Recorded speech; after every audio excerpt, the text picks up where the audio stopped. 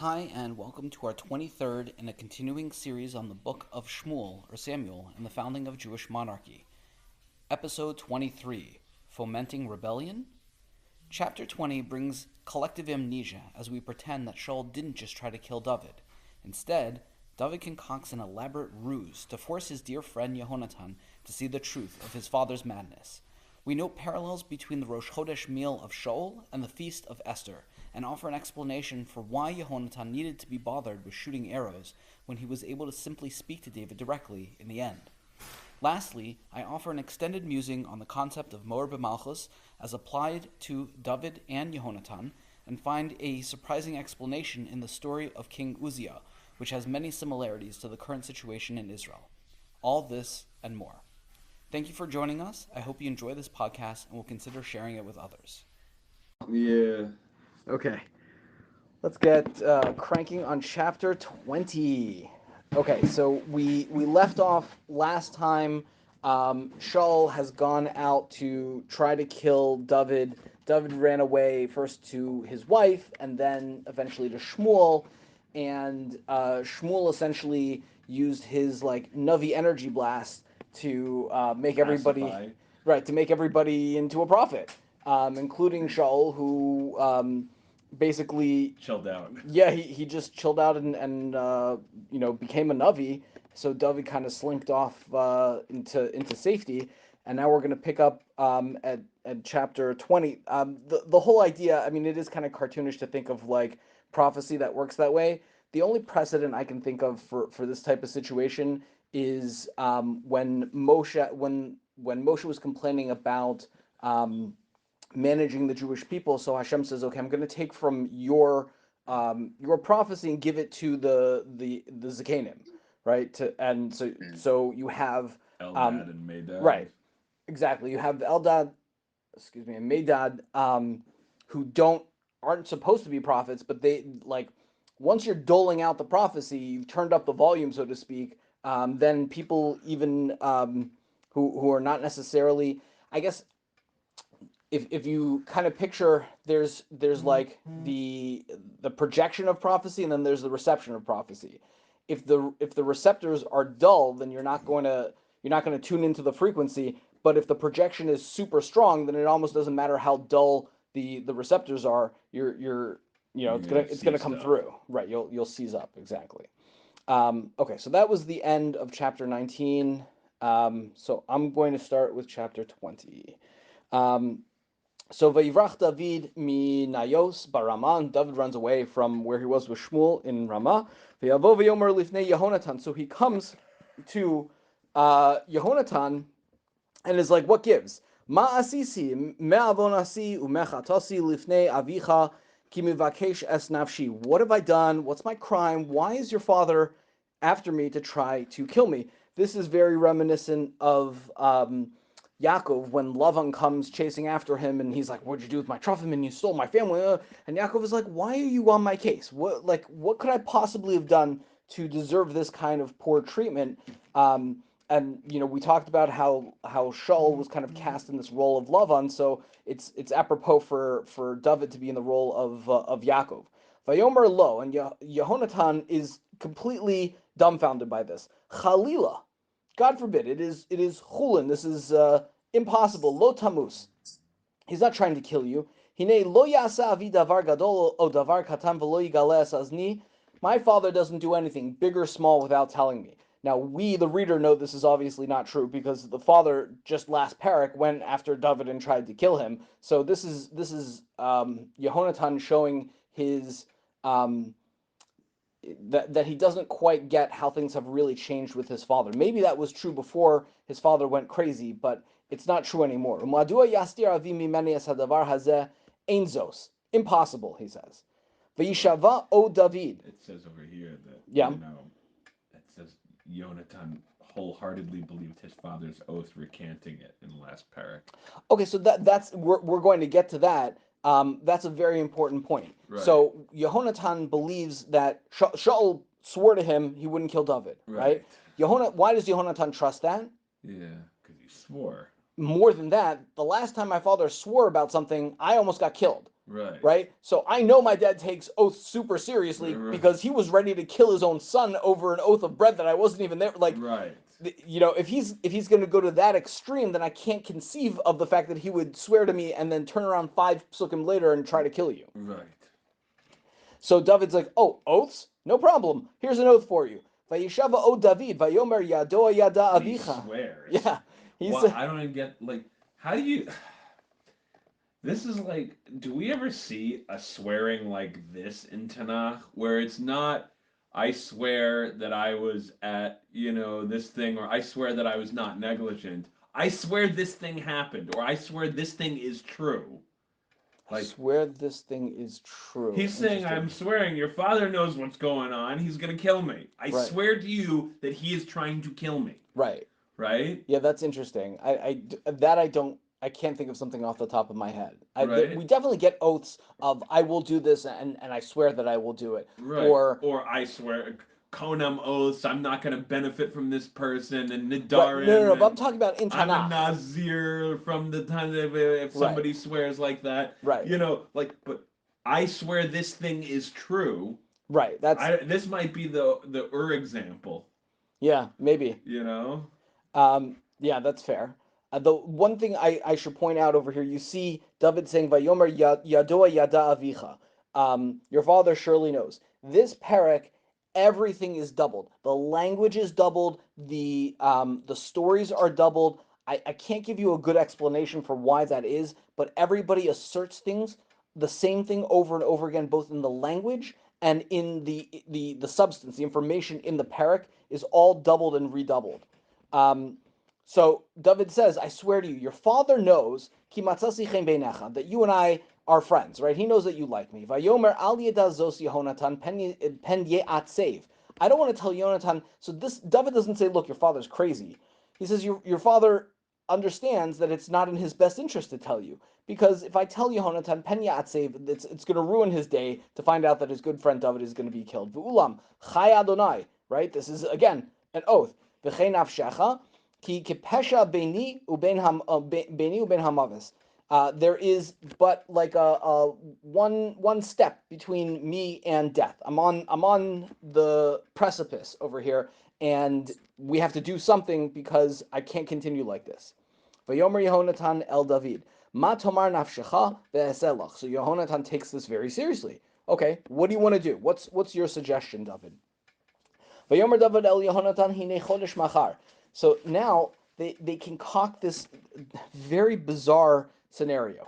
I'm not going to get into the whole halacha. Which struck me as super weird. Yeah. This is the thing, like, I'm going to tell the boy instead of just, like, coming up to you afterwards. Like, right. Like, why do they meet afterwards and have this whole elaborate, hey, I'm going to shoot the arrows, and, like, if they're going to talk afterwards, why don't they just meet afterwards and be like, yeah, no, it's a no-go, you got to run.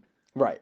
Right? Like, why this big song and dance? Like, what's the symbolism? Okay, so I'll offer you a little bit of an answer to that. But, okay, so Yehonatan says to him, and there's a whole, so first of all, this parak is the Haftorah for Machar Chodesh, right? Whenever Rosh Chodesh falls out right after Shabbos, this is the parak that we read, and this is the reason, because he says to him, Chodesh Machar, and later on he'll say Machar Chodesh, just so you get the words, but it's Rosh Chodesh tomorrow, Vanochi Yoshev Eshev im HaMelech, and I will, here again, Yoshev Eshev, with the king, le'echol, v'shilachti v'nistarti basadeh ad ha'erev ha'shlishis. And instead of being with the king at the meal, I want you to send me away, and we'll meet up on the third day, kind of in secret in the evening. So the idea here is that David is concocting a scenario that will tick off Shaul, and he wants to show Yehonatan that, look, the second I do anything that is even remotely not what Shaul wants, he's going to fly into a rage, and you'll see how he is serious about killing me. And then you, Yehonatan, will know that this is really legit and that I'm telling you the truth. So this is like a weighted test in a way. Say that again. It's like a weighted test, yeah. Towards one. Okay. Yes. It's not I think so. I think David is very sure how this is going to play out, and he's just using this to illustrate to Yehonatan, look how serious this is. So he gives him two sides. It could play out either way, says David. Im pakod yibkedeni avicha v'amarta nish'al mimeni David larutz beis lechem iro ki zevach hayamim sham l'chol hamishpacha. So if your dad happens to know, happens to notice that I'm not there, so then you should explain to him v'amarta nish'al. Again, you see the language over here is doubled multiple times, even the same pasuk. Say David asked permission for me to go to Beis Lechem because he's got his annual family sacrifice going on over there, and this harkens back to the very beginning of Sefer Shmuel when Eli used to go. Not Eli. Why am I blanking on Shmuel's father's name? Elkanah used to go up for the annual sacrifice. So wherever the Mishkan is these days, let's say it's in Nov. So David was going with his family for the annual pilgrimage on Rosh Chodesh. Im ko yomar. So here's how this could play out. First of all, the dad has to notice, so that tells you that he's paying attention to whether or not David is there. And second of all, he has to have a response. Im ko yomar tov shalom lavdecha, v'im charo yecharelo. So if he says tov, right? If he's like, great, no problem, I don't care, then shalom lavdecha. Then that's it. I'm good. Overreacting. Right. V'im charo yecharelo. But if his anger starts to pipe up, then da ki kalsa haram me'imo. Then you know that he's planning to destroy me. And David says, I ask of you, sort of like John Wick here, I want you to do me a kindness. Because we have a pact between you and I. You brought me into this covenant that we have together. And if there's something really wrong with me, I want you to be the one to kill me. Why should I be killed by my enemy? I'd rather you, my best friend, have to kill me. So that's pretty intense, right? Yeah. He's really sticking it to Yehonatan and saying, I mean this in the most serious of ways. There's no getting out of this. Yeah. You imagine, telling a good friend, I want you to pull a plug, bro. Right. Right. You've got to be the one to like pull. If I go crazy, I want you to do it. Right. I want, that's heavy duty. Yeah. I'm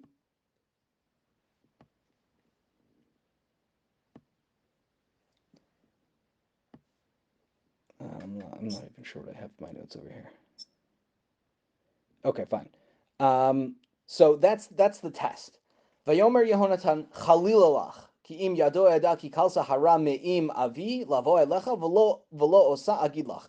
And Yehonatan is, I think, like taken aback by this. He's like, you think I would kill you? I would never. Chas v'shalom, don't talk like that. If I find out that my father is really planning to do you evil, I will tell you. We're on the same side over here. Vayomer David el Yehonatan mi agidli o ma ya'ancha avicha kasha. So who's going to tell me if your father does in fact answer harshly as I expect he will? Vayomer Yehonatan el David. Here's what we're going to do. Let's go outside. Make sure there's no prying eyes over here. I don't want anybody hearing about this very secret, covert thing that we're going to do so that I can let you know that my dad's planning to kill you. Vayomer Yehonatan el David Adonai Elohei Yisrael ki echkor es avi ke'es machar shlishis v'hinei tov El David v'lo az eshlach elecha v'galisa esasnecha. So first of all, let's assume the best.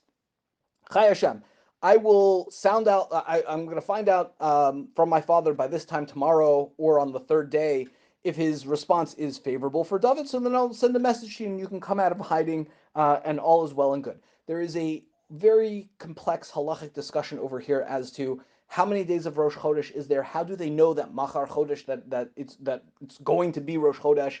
Isn't Rosh Chodesh established in these times al pi ha're'iyah, right? By seeing the moon, and then Beis Din announces that it's Rosh Chodesh. So how is it possible that they all seem to know that it's going to be 2 days of Rosh Chodesh or whatever the situation is?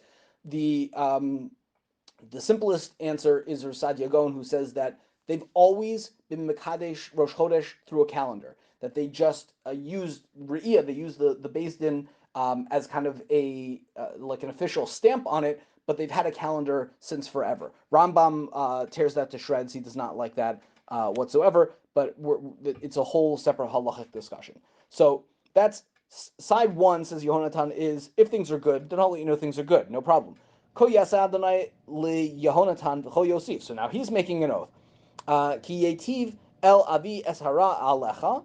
If my father decides that he wants to do bad to you, v'galisas asnecha v'shilachticha v'halachta l'shalom, v'yihi Adonai imach kasher haya im avi. So then I'm going to send you off to escape unharmed, and Hashem should be with you the way he was with my father. V'lo imodeni chai v'lo ta'asei madi chesed Adonai v'lo amus. Nor, and now he's kind of asking for something in return. This is, if I'm going to do this for you, then I want you to show faith, like chesed to me, and whether I'm alive or dead. V'lo tachris es chasdecha me'im beisi ad olam. So this is where we start to get into the sense that Yehonatan knows how things are going to play out. Like, if my father is out for blood, I know you're going to win, David, and then I want you to do me a favor because I know I'm not going to make it. I want you to even do kindness to my line, my family after the fact. And David is true to his word. We'll see this in Shmuel Bet. He takes care of Yehonatan's family after the fact.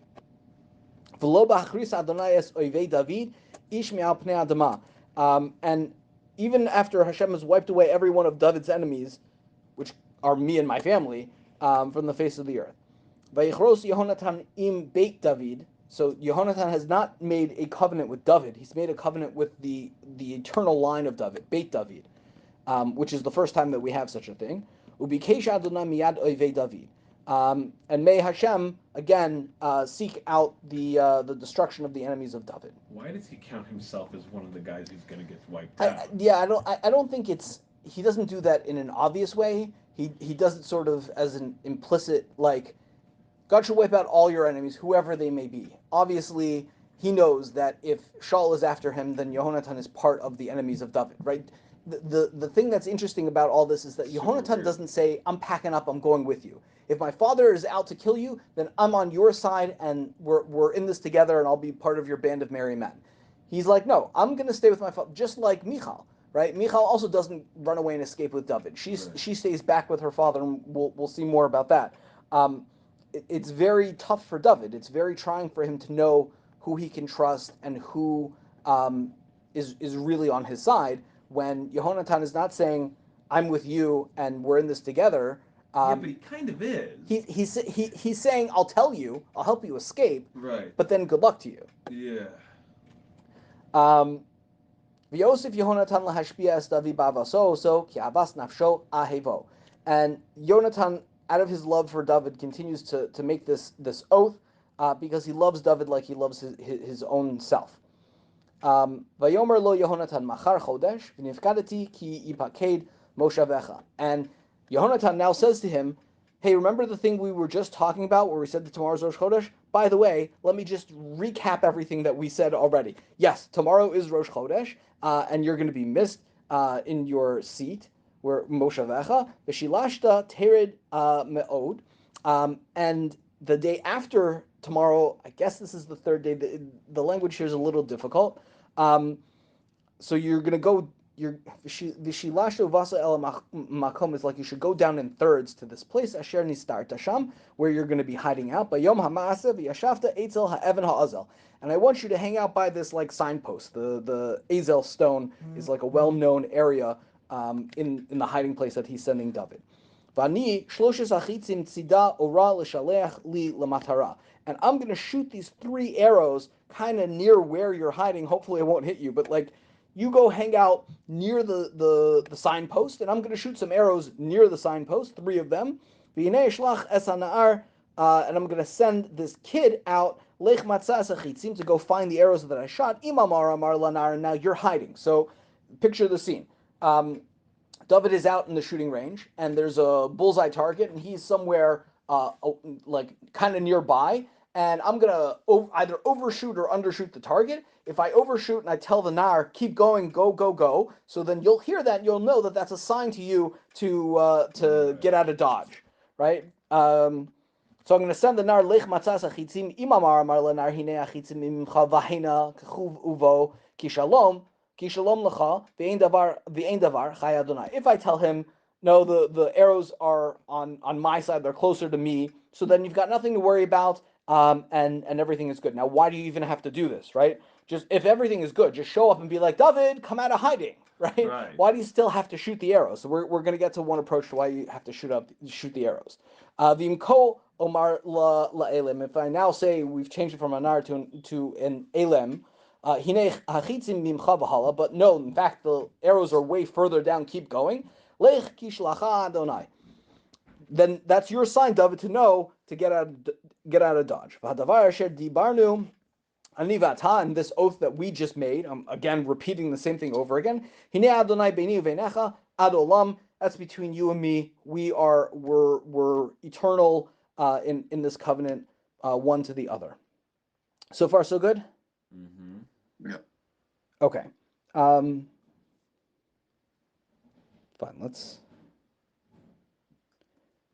Let's get to the actual. You answered why the double ocean throughout the first. Yeah.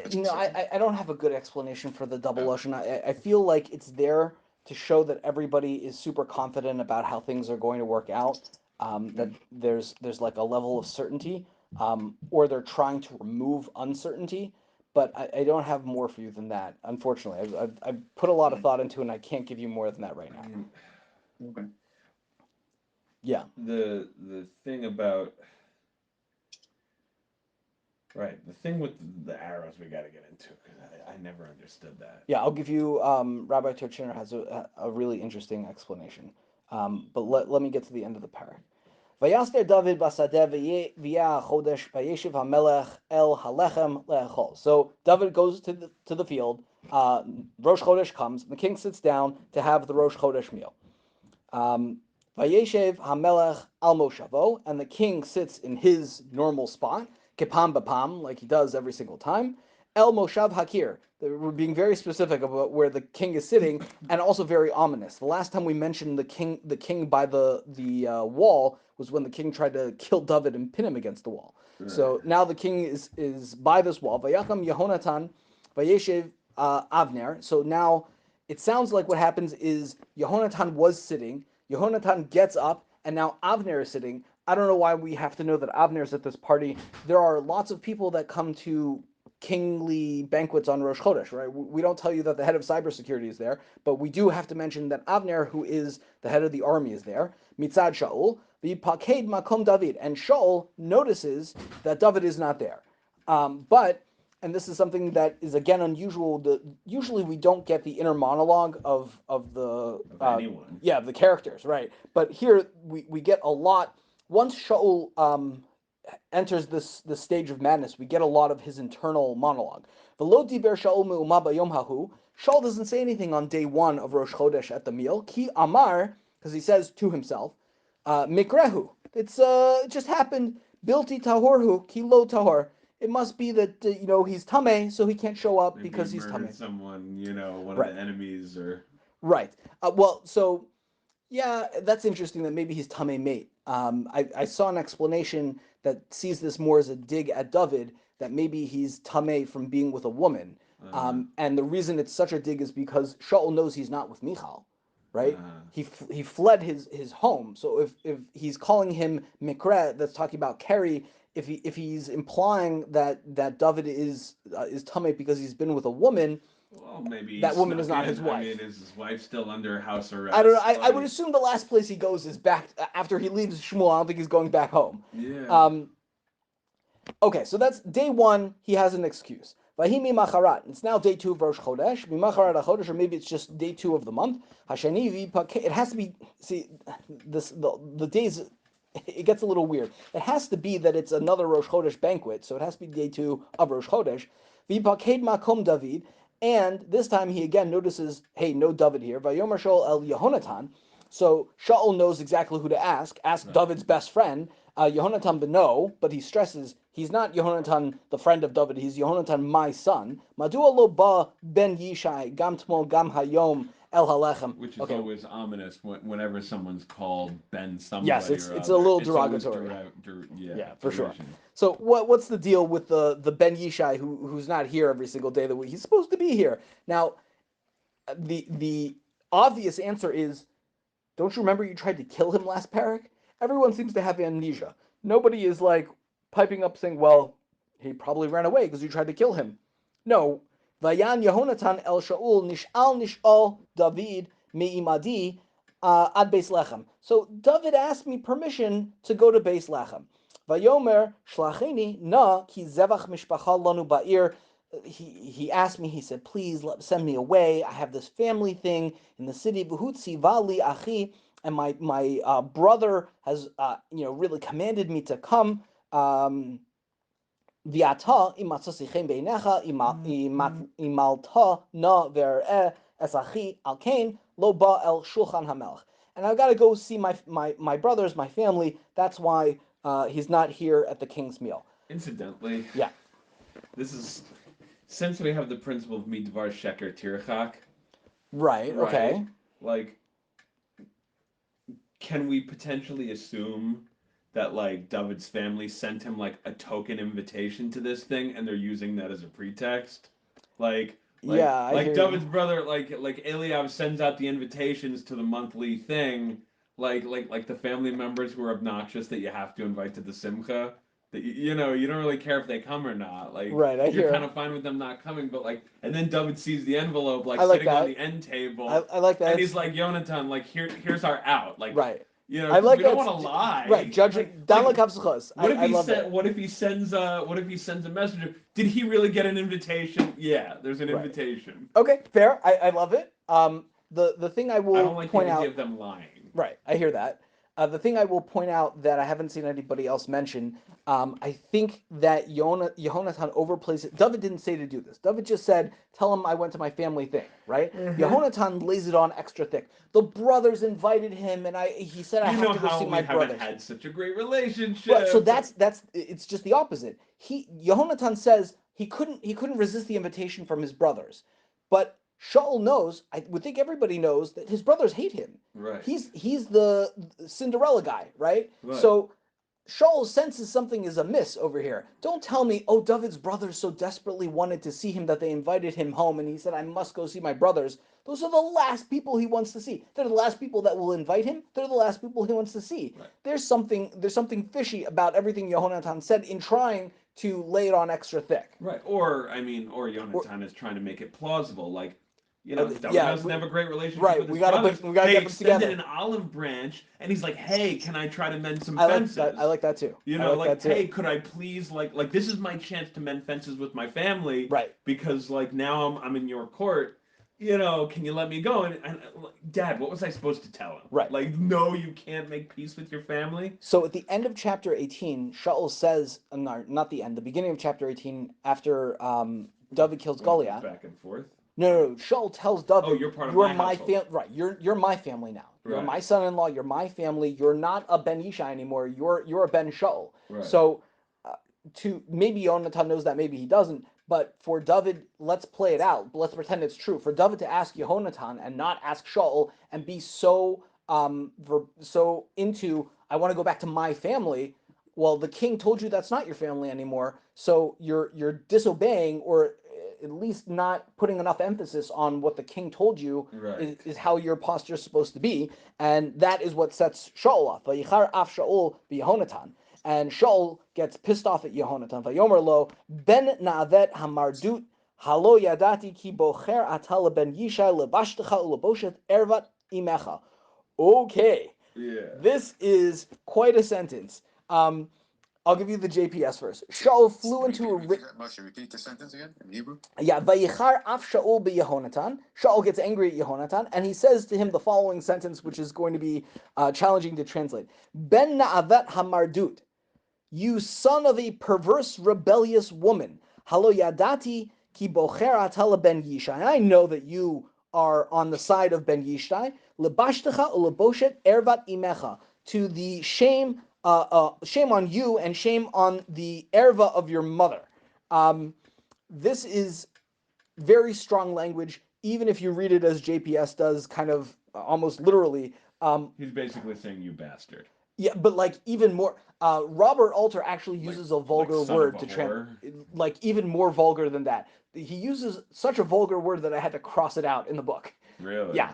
But he sees that as the intent of the translation over here of what Shaul is doing is Shaul is using foul language to insult Yehonatan because of how angry he is. Ki kol yamim asher ben Yishai chai al ha'adama lo tikon ata umlachtecha. You have your kingship and you yourself are not secure as long as Ben Yishai is alive. V'ata shlach v'kach oso elai ki ben mavethu. Now go get him because I want him dead. Right. Okay.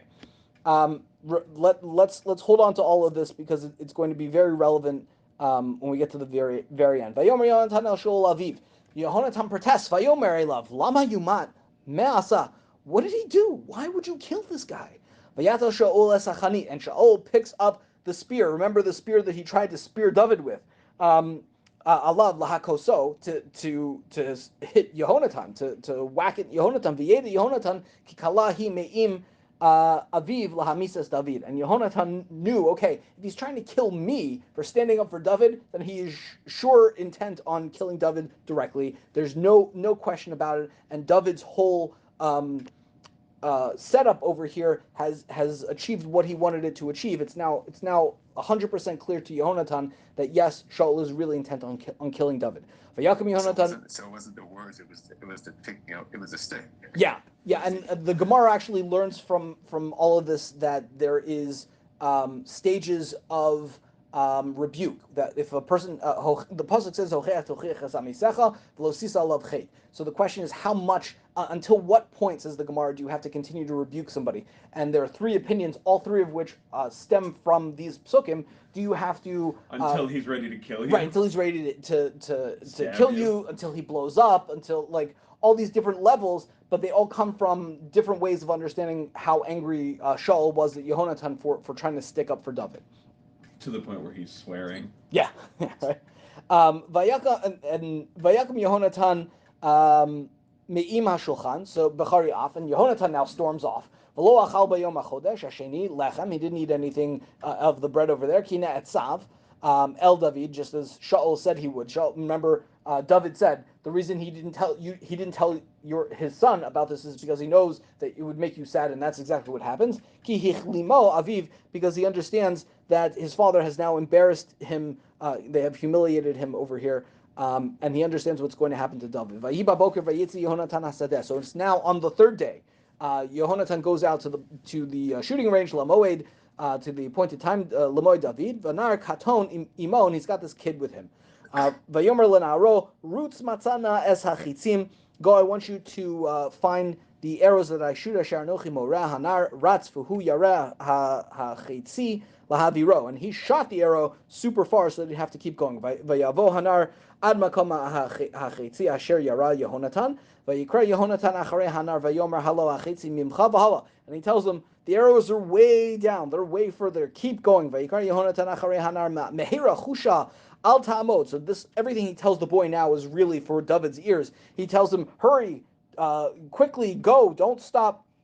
V'yilaket nar Yehonatan es hachitzim v'yavo el adonav. And the boy does what he's told. He runs, gets the arrows, and he brings them back to Yehonatan. V'anar lo yadamu ma. The kid doesn't know anything that happened. Ach Yehonatan v'David yadu es hadavar. But Yehonatan and David, they do understand what has just transpired. Why does the pasuk need to tell us the kid doesn't know?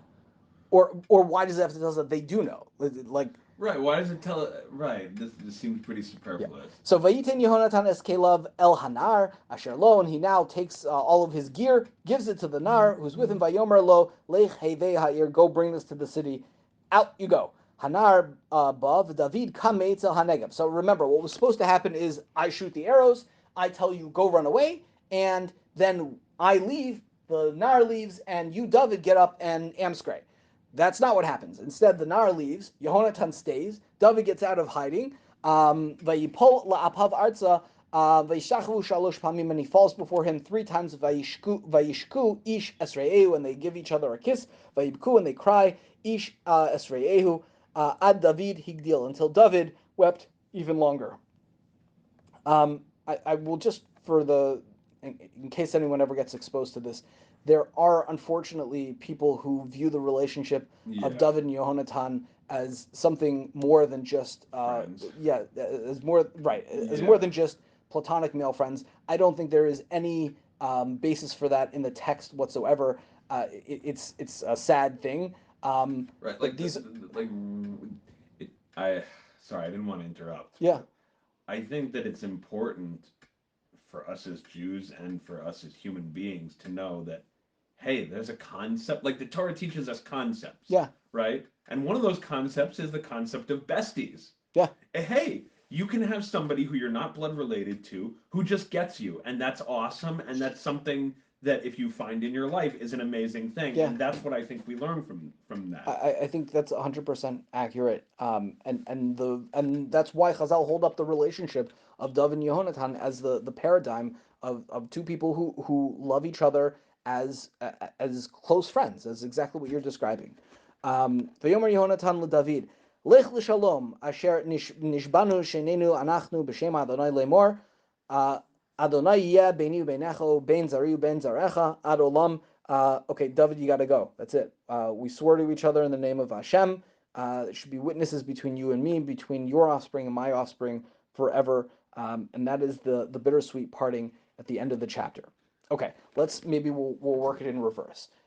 If you went through the trouble of concocting this whole scenario of shooting arrows, if you were going to just pop up afterwards and have a conversation, then what is the point of all of that? So again, from Rabbi Turchiner, I think he brings us from the Malbim, the easiest answer to that is the plan was not for this to work this way, but the emotions overcame them. Yeah, Meaning I that, think that's a very simple and yeah, realistic explanation.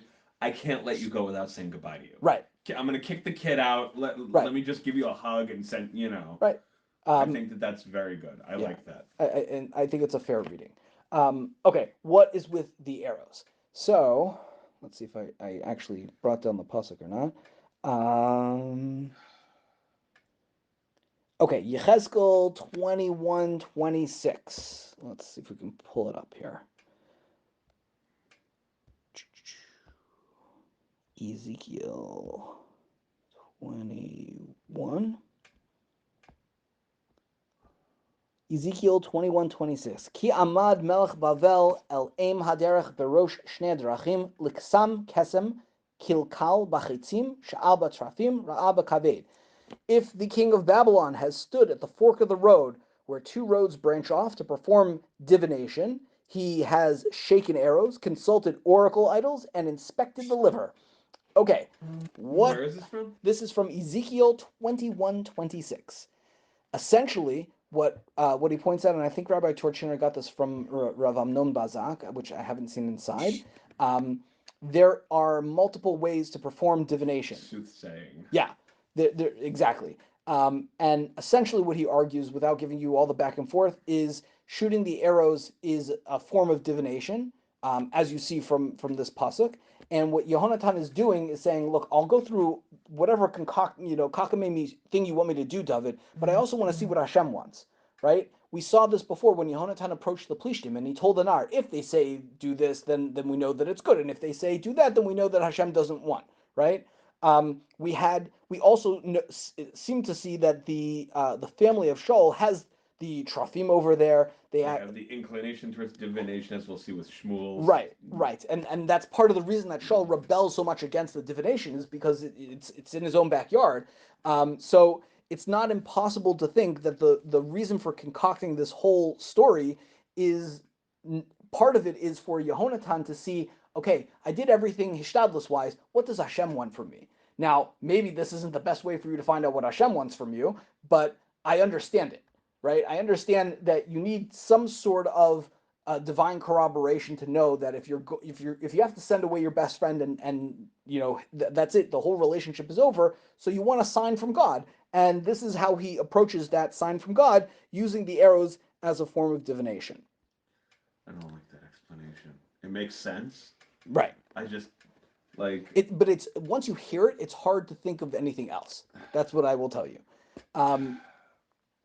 Okay, if you'll indulge me, I want to go down a little bit of a weird excursus over here. Well, so why doesn't he just like go to Shmuel, or why doesn't he go to Urim Tumim? Yeah, come on. It's the whole thing with Shmuel is very weird. Like, why leave Shmuel? What would right? Like, right? If he's got a protective prophecy field around right, him, right. you know, and why isn't Shmuel like get more involved, like come out of retirement and do something about it's Yeah. very weird. Like he's your guy, David's your guy, right? Right. No, You chose him even though you didn't really want to. right.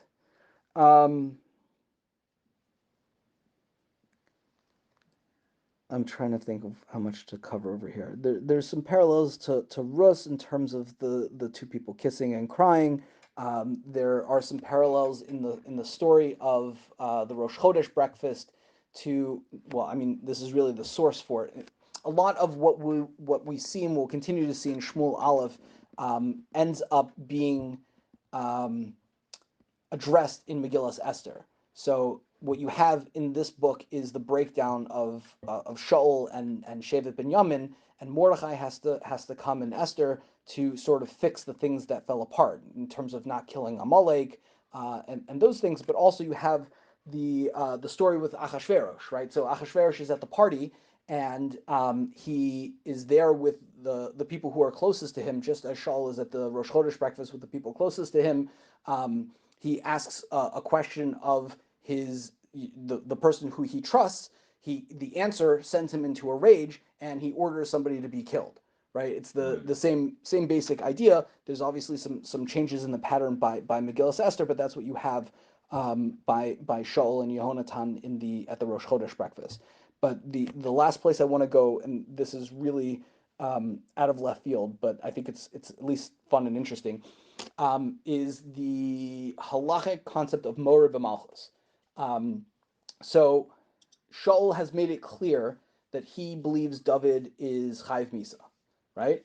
How is David chayv misa? He didn't do anything halachically to be chayv misa. The only way he could be chayv misa from a halachic perspective is if he's considered a morer b'malchus. How is he a morer b'malchus? He didn't come to the party. He's supposed to be at the Rosh Chodesh thing. That's expected of you. It's disrespectful to the king not to be there. So now you are branded as morer b'malchus. Okay. So the Rambam has two halachos as to what the story is with the morer b'malchus, and it basically anything that a king can even remotely view as a slight in the king's honor can qualify as morer b'malchus. Right. So not doing something that you're expected to do. Right. Not doing something expected. That's like what I was trying to ask before. Is that was the test skewed? Meaning he could have had many different simanim or ways, to test. He's sort of testing a thing that would be, Malchus. Right. Yeah, it's true. David kind of set himself up here. That's a really good point that I didn't think about, which is like if you need to show that Shaul wants to kill David, do it in some other way that doesn't involve you actually now deserving death. Right. Don't set this thing up where you're not going to be there and that's going to throw Shaul into a rage. Just I don't know, find some other way to let Shaul's rage come out without. It could be something a little bit more mundane. Right. Okay, so the halacha question becomes as follows: is Yehonatan allowed to do what he did? If David is in fact now a morer b'malchus, then doesn't Yehonatan have a halachic obligation to either A, kill David, or B, not allow David to escape? Right. And if David you really want to get crazy, if Yehonatan does in fact tell David and help him escape, is now Yehonatan a morer b'malchus, and David has a halachic obligation to kill Yehonatan. How do you like that? That's pretty bananas. Or What's that? Meaning, is it like is it in a passive meaning? He's not going after him, but he's not helping him. No, he's actively helping him. He's going and telling David, "My father's trying to kill you. I'm gonna tell you that and help you get out of town." Right? So he's going against. Shaul told him, "I want this man killed." Right? You can't tell me you didn't know. Okay, so I think the incorrect approach to this question, and this I'm really talking out of my hat because this is more halachic depth than I am an expert in. The two halachos are in the Rambam Hilchos Malachim, chapter 3, halacha 8 and 9. So the first halacha is basically anything makes you into a morer b'malchus, except if the king decrees something that is against halacha, then you don't have to listen to him, and the person is not morer b'malchus. I don't think that you can get out of it that way. I don't think David has done I don't think Shaul's decree is keneged halacha.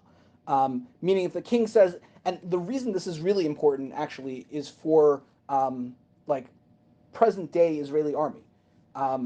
There is a great article from Moshe Greenberg on can an Israeli soldier disobey orders. This actually it's happened a few times in the army where you'll get a religious person who wants to, let's say, keep Shabbos or keep kashrus, and his non-religious commanding officer says, I want you to eat pork. I want you to turn on the light on Shabbos. Well, is it for a military purpose? No, I just want you to do it. Can you disobey that order, and do you have a halachic imperative to disobey that order? Right. All of those things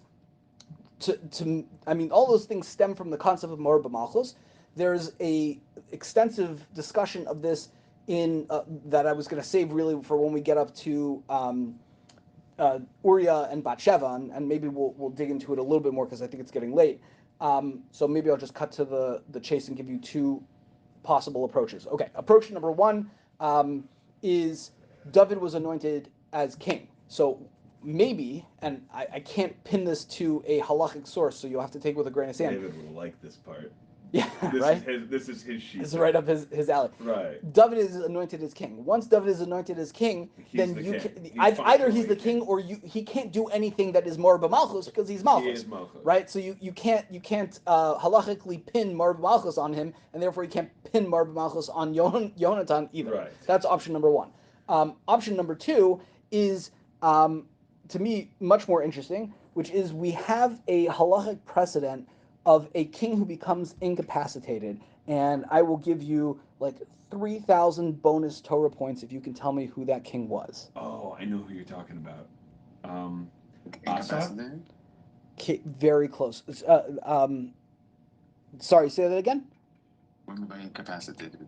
So I'm going to tell you exactly what I mean by incapacitated. The king's name is Uzziah. I think in Malachim it's Matzia. Maybe. Matziyahu. Okay, so in Divrei Yamim Beis, Chronicles 2, chapter 26, we find out about this wonderful king whose name was Uzziah. I'm going to read this to you super fast. Vayichu kol am Yehuda es Uzziah, v'hu ben 16 shana v'yamlichu oso tachas aviv Amatziyahu. So we have this guy Uzziah, who's king after Amatziyahu, hu bana es Elot. He builds Eilat, the city. Vayeshuvah liYehuda acharei shachava melech im avosav. Okay, so he was ben 16 shana Uzziyahu b'malko. He was 16 years old. V'chamishim shana malach b'Yushalayim. V'shem imo was Yachalia b'Yushalayim. V'yasay yashar b'nei Adonai k'chol asher asa Amatziyahu aviv. V'hi lidrosh Elohim b'mei Zechariyahu. So he served Hashem during the times of Zechariyahu. Hamevim beros Elohim. Zechariah, who had these visions of God, ubimei darsho es Adonai hitzlicha Elohim, and as long as he was doing that, God made him successful. Uzziah was super successful. Vayetze v'yilachem ba'plishtim, v'yifrotz es chomas gat, v'es chomas yavne, v'es chomas ashdod, v'yivne arim ba'ashdod u'ba'plishtim. So he conquered all of these Plishti cities. V'yazrehu Elohim es ala plishtim v'al ha'arviim. Hayoshvim begur bal v'hamnum, and Hashem helped him against the Plishtim, the Arabs, and all the people who live in that area. V'itnu Amonim mincha l'Uzziyahu, and the Ammonites paid homage to Uzziyahu. Okay, I'm going to skip a little bit over here. Vayiven Uzziyahu migdalim b'Yushalayim, and he built these towers in Yerushalayim al Ashar, by the gates. Hapina v'al sharagaya v'al ha-miktsov yechazakim, and he fortified them. V'yivem migdalim b'midbar v'echso baros. Okay, he did all these other public works. I'm going to skip a little bit more. V'hilu Uzziyahu chel osem milchama yosei tzava l'gdud b'mispar pukdaim. Okay, these are all his various officers, and he had. Okay, the next pasuk, he had 300,000 soldiers, and he made all kinds of weapons for his officers and his army. Okay,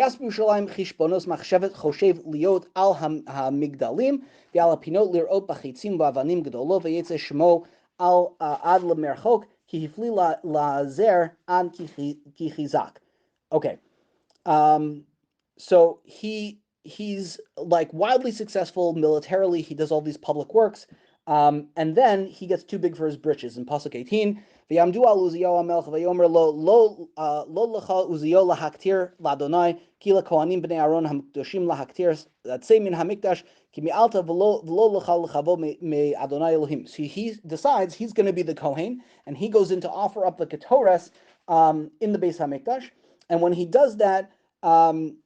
Vayizaf Uzziah biyado miktoros lahaktir b'za'afho im hakohanim v'atzaras zarcha b'mitzcho, and he becomes a mitzora. Lifnei hakohanim beis Adonai mi'al mizbeach hakatoros v'yifen elav. So he becomes a mitzora in the Beis Hamikdash. So they throw him out of the Beis Hamikdash, and his son Yotam ends up taking over for him. Yotam beno tachtav, and Yotam takes over for Uzziah. So what ends up happening is Uzziah has to basically go live in confinement for the rest of his life. He's a Mitzora, and so even though he's king, his son Yotam takes over and acts as king in his stead. So what I want to argue to you is as follows: the second that Shaul becomes insane, he's incapacitated, and therefore he's no longer king. When he is in that state of madness, his son, Yehonatan, is actually king. So all of these things now start to make sense when Yehonatan offers David sort of obeisance and says, like, you're going to take over, I'm giving this over to you. He's not doing that just as a kind act. He's doing that as a halachically significant act, saying, no, I'm king, Shaul is not, I am, and I understand that you're taking over for me, and I'm allowing that transfer of power to happen. So David can't be more b'machos, and Yehonatan can't be more b'machos because Yehonatan is the king, and he's deferring to David out of his own choice.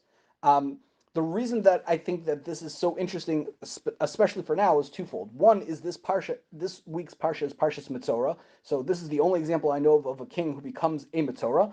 The other reason that this is so interesting is because this parak, Divrei Yomim Beis, chapter 26, describes the takeover of Gaza.